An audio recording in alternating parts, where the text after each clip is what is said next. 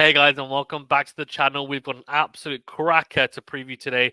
Coco Gauff versus Ons Jabeur. I cannot wait to get into this one. Two extremely exciting players, and they'll be going head to head in the quarterfinal stage of Roland Garros. Before we get into it, though, remember to that like button. Do subscribe if you're new, and do leave a rating and review if you're listening on a podcast platform. Shout out to our members on YouTube. You guys are absolute legends, and also please do keep on sharing these videos. Really does help us out. And also do leave a comment. Let me know in the comment section, whether you're going to say who your winner is, whether it's Gauff, Jabeur. If you want to say how completely wrong I am, please feel free to do so. It seems like people are not scared of doing that. That's fine. I'm always open to having chats in the comment section, as you guys know. Okay. So we are covering this one, by the way, tomorrow. We'll be covering it as a live stream watch along. So play-by-play commentary. David will be doing it. Please do tune in for that. And we're going to break it down in a few different ways. So firstly, talk about their route to the quarterfinal stage, who they've beaten, how they looked. Then on top of that, we will then look at the head-to-head. So who leads the head-to-head, what matches have they played, etc. Then I'll try and break it down tactically and technically and talk about how the match might be won or lost for each player. And then ultimately, I'll give you guys my prediction. Okay, let's talk about their route to the quarterfinal stage first. So Coco Gauff has looked good. She hasn't dropped a single set, which is fantastic, beating Avdiva, Zidansek, Yastremska, and Kochireto all the way to this quarterfinal stage. Her forehand has looked okay. I feel like for me, serve on forehand for Gauff is a big thing to look out for because her backhand, for me anyway, is a very solid constant. It's one of the best backhands I'd say on the WTA tour. It's extremely solid. She can be offensive on that side. She can defend on that side beautifully. I feel like it's just a very reliable tool in her arsenal. The forehand, it can be aggressive. It can cause damage to opponents, but can also cause damage to herself because we know she's had issues in the past. I think when she's lacked confidence, it's faltered for sure. And not just that, but I think she's just struggled to maybe connect as cleanly as she'd like and being able to dictate, say, in matches as she'd like, even especially before the US Open win. I think before Cincinnati last year and that kind of whole American or swing after Wimbledon and before the US Open, she was playing some really, really good tennis. And clearly the introduction of Brad Gilbert, who we've had on the channel, by the way, was an incredibly positive decision and choice in addition to her team. And it's paid dividends. Now, the forehand, there haven't been, from what I've seen anyway, and look, I'm not an elite coach, but any big biomechanical changes to it. But I think she's a bit more selective about how she hits it. She also, doesn't get too down on herself. She mishits one or doesn't quite hit a forehand as she'd like. I feel like her mental side has really improved in the last 9 months. So that's a real positive. And the second thing is the serve. And the reason why I look out for that is because she has been prone to double faults a lot in the past. Now, not so much recently, has to be said, but it can be an issue. It can be an issue. I think that's fair to say. I don't think it's crazy for me to say that she's kind of struggled with that. In terms of Ons Jabeur, so Ons Jabeur, well, she has had a pretty good go of it. I mean, the only thing I would say is the Osorio and Fernandez matches were a little bit sticky. Vickery was pretty straightforward. Osorio was tricky. She dropped a set against the Colombian and had to battle there. It was a tough, tough match. Fernandez as well, 2 tight sets. Managed to get through it. One was a tiebreaker, sorry. Even the second set was a tiebreaker. So came out clutch and then a 6-4, 6-4 win against Towson. So she's not blown away her opponents. There have been some tough sets. There have been some very tough sets. she's definitely had to grind out some results. And that's actually, in my opinion, not a bad thing because I feel like with Jabeur in the past, if her level isn't, you know, 75% or more of what she's capable of, she can sometimes falter and then lose because her confidence wanes, her game fluctuates massively, and then she ends up losing because she just kind of capitulates at times. But mentally, I've been quite impressed. I think the win over Towson was good. She, you know, was struggling, I think, in that second set at the start. She broke, then got broken back, and she could have potentially had a mini meltdown, but didn't. She just kind of recovered, got the break back, and then saw it out nicely. And watching her play, she looked really, really solid. Wasn't overplaying the drop shot, which is good. And yeah, I thought that was, in my opinion anyway, I think she's been and looked quite good this week, in all honesty. And her serve is going to be key, I think, against Gauff. The head-to-head, by the way, is 4-2 in favor of Coco Gauff. In terms of the matches played on clay, they've played 3 times on clay. Once was in Rome in 2020, and that was a win for Gauff, 6-4, 6-3. Then they played in Charleston, which, to be fair, plays more like a hardcore, I have to say, in 2021, and Jabeur won, interestingly. And then we also had the French Open, which was, again, Coco Gauff this time won, 6-3, 6-1, and that was the last 16. So that was 3 years ago now. So they meet one stage further at the quarterfinal stage, and both players have, accomplished some big things. Ons Jabeur's won a Masters title. She's made 3 Grand Slam finals. Coco Gauff has won the US Open. She's won a Grand Slam. She's made the final of Roland Garros as well. So both these players, have definitely achieved something. I think for Jabeur, she's looking, of course, for that all, elusive, you'd say, Grand Slam. But let's see. Let's see. What I will say is Jabeur, and let's talk about it tactically and technically, right? I think let's get into that now. Watching both of these guys play, I think to me it's pretty clear that Coco Gauff does have an advantage, I think, on paper. And also when you match up the styles, because she's extremely athletic. So she's able to chase down the drop shots. She's able to move really well, not just laterally, but also coming forward to the net, moving back as well. She's just an incredible athlete, Coco Gauff. I think she said in an interview she can walk on her hands and yeah, across the whole court like easily. So I think she put herself forward to do do athletics at the Olympics. If they had to pick a tennis player, she picked herself.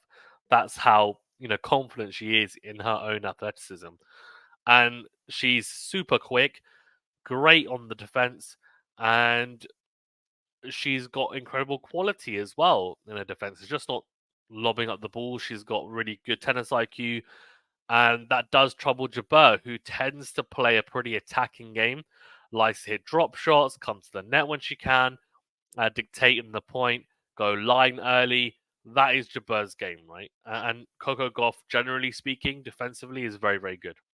And that's why the matchup doesn't quite work because Gauff as well, backhand to backhand, she probably fancies herself because Gauff's backhand is probably, it's a bigger backhand.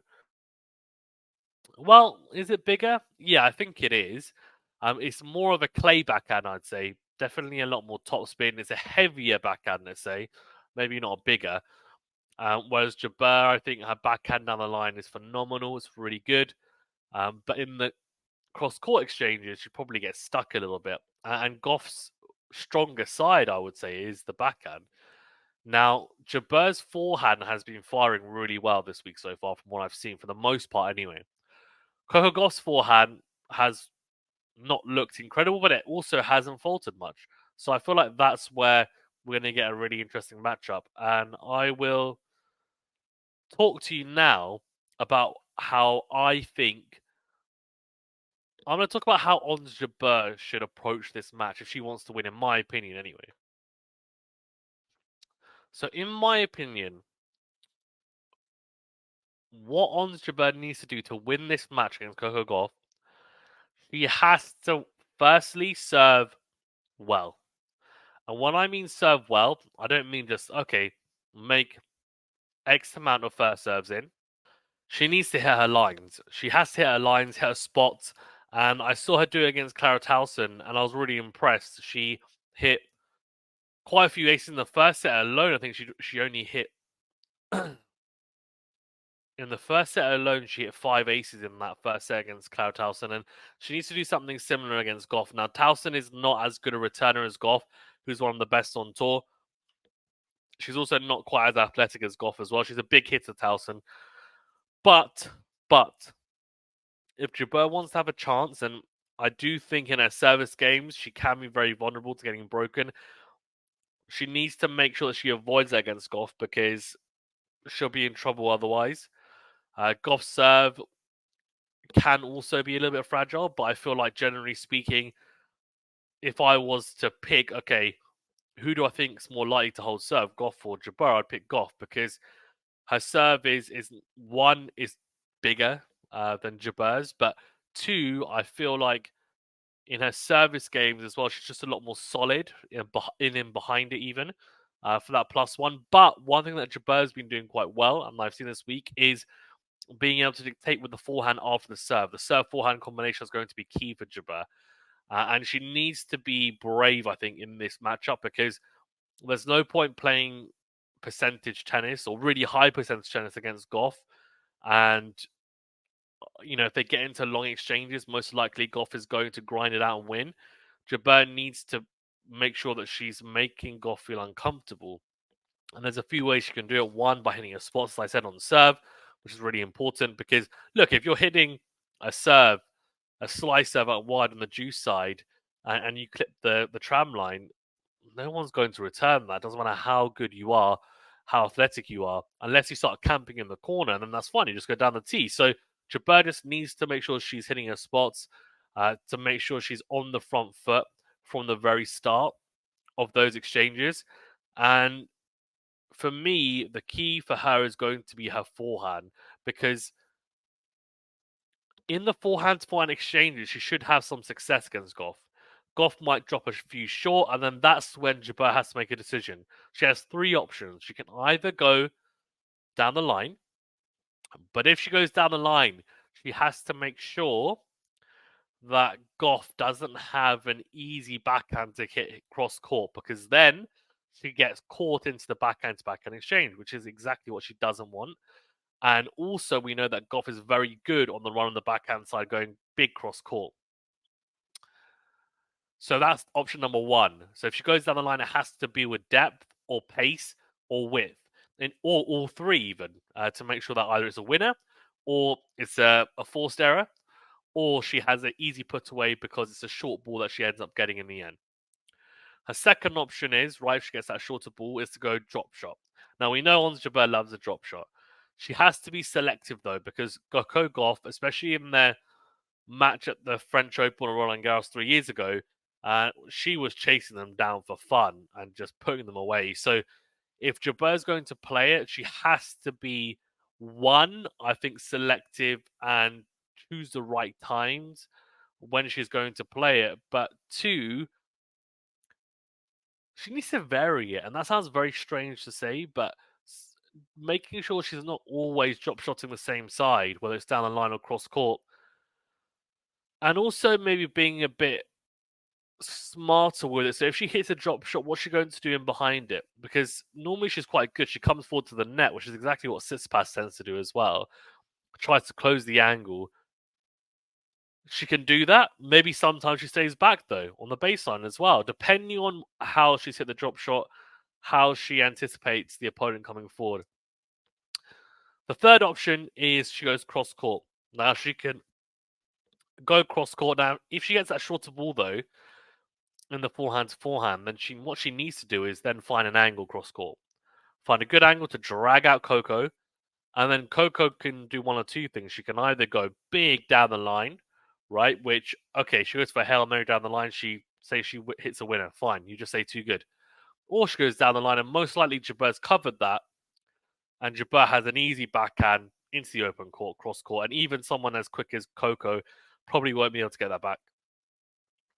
Or Gauff tries to go for an angle herself, but if she tries to go for an angle herself, it's going to be even more of an acute angle, and it's going to be a tough shot to execute. So actually, there's a third option, and the third option is to go down the middle, and maybe she goes a loopia forehand down the middle, and Jabeur as a defensive stroke, and Jabeur gets put back into neutral. So there's no right or wrong answer, by the way, for which choice to pick. My point is that Jabeur has options, right? If the ball's dropping shorter, and she needs to have variety, so she needs to vary those choices. Make sure that Coco is not able to anticipate what she's going to do. Because if Coco can anticipate it, that's when Jabeur's going to be in trouble because she will no longer be on the front foot. She wants to keep Coco Gauff on the back foot and say, look, you defend. I know you're good defensively, but I want to make sure I'm in control of these rallies. Because if Coco's on the front foot, Jabeur's not as good defending. She's not. We know that. And she's nowhere near as good a defender as Coco. She's not. And if Coco is the one dictating, then that's when Jabeur is going to be in for a very long or potentially short match. That's just the reality of it. So I talked a little bit about the exchange from the back of the court. The serve return dynamic's interesting. I've touched upon obviously Jabeur's serve, and the interesting thing is, and there's a few players on the ATP tour that will end up having to hit a lot of forehand returns instead of backhand returns. Zverev is one of them because his backhand return is actually better than his forehand return. I would say it's probably the same for Gauff, although the one thing I will say for her is that with a lot of players, if their forehand is not as strong as their backhand, the return tends to be the same. I think it is slightly weaker, but the disparity is not as big as it is, I think, off the ground, in my opinion. She hit some return winners on the forehand side against Cocciaretto, off second serves, but still. And, I think her technique holds up well enough when potentially, rushed from serve. But I don't think it will hold up nicely if Jabeur's dragging her out with the serve, especially that slice serve down the tee from the ad side or slice serve out wide from the juice side. I think she should have success with that. Jabeur and the kick serve into Gauff's backhand. Look, I mean, if she's having to return at shoulder height, she can't hurt her. Gauff can't hurt her with that, but she should make a solid return, you'd imagine, on that backhand side because it's just, as I said, rock solid for the most part. For Jabeur,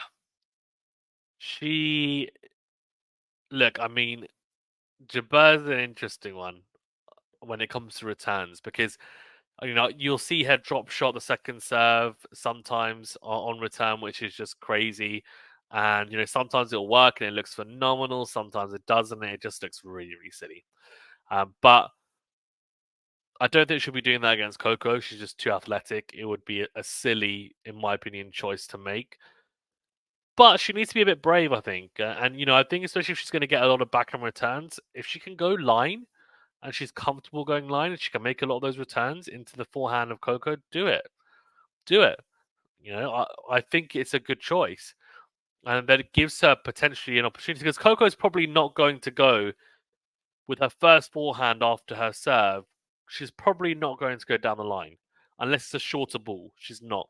If Jabeur hits a good backhand line, Coco's not going to go down the line. She will go safer and she'll go cross court. Or she might go middle. But she'll probably go cross court to try and at least move Jabeur. But one thing that Jabeur did a lot in their match 3 years ago was going to the ad corner a lot with backhand cross or into forehands. And as I said before, Gauff's backhand defense, I think, is very, very good. So Jabeur needs to be more selective. And I'm not saying that she needs to just pummel the forehand because, Gauff's forehand is not terrible, that it's just going to break down.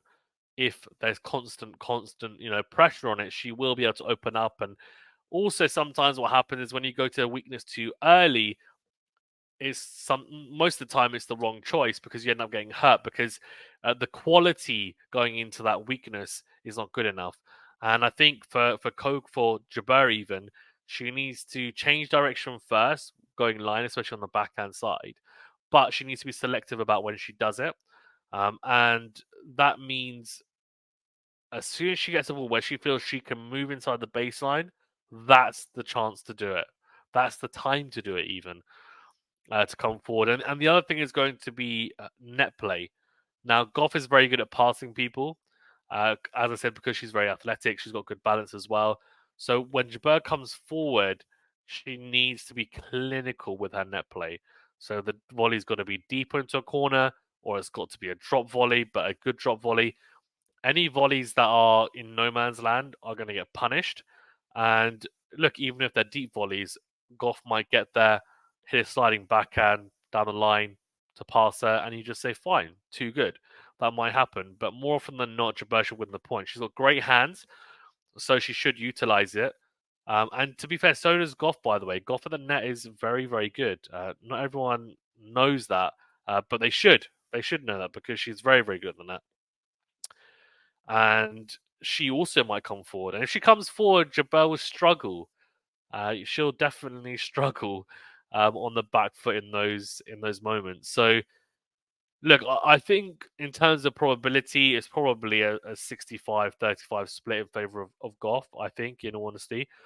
I think despite winning the US Open, I do still think that Clay could be, maybe not now, but in the longer term, could be Goff's best surface because she's just got more time to set up that forehand, which she tends to take big slices at. And it does just mean she's not rushed as much. So we'll see. Look, it's going to be at 11 a.m. In France, so it should be relatively warm. That's probably, I mean, I'd say probably a little bit of advantage to Coco, to be honest. Yes, the ball will come through a bit more, but it also means if it's warmer, higher topspin rate, it's going to pop up more. So for Jabeur drop shots, that's not good. Also, she likes to slice and dice it a bit. And also, we're talking about variety and making it feel uncomfortable.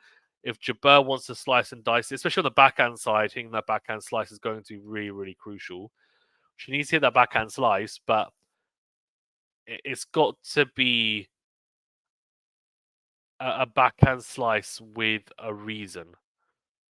And when I say with a reason is it can't just be a floated backhand slice to no man's land. It either has to be a short slice cross court to kind of be awkward for Goff to come forward and then she can pass or lob her, whatever she wants to do. Or it needs to be a deep backhand slice, potentially an attacking slice to either approach the net or to attack with. So Jabeur's got one of the best slices in the game. So hopefully she's able to utilize it to the best of her ability. I think it's going to be a great match. Apologies if I've got really technical in this video, but the cogs of my brain were just whirring as I was thinking about it, and I had things written down, but I went into even more detail than anticipated.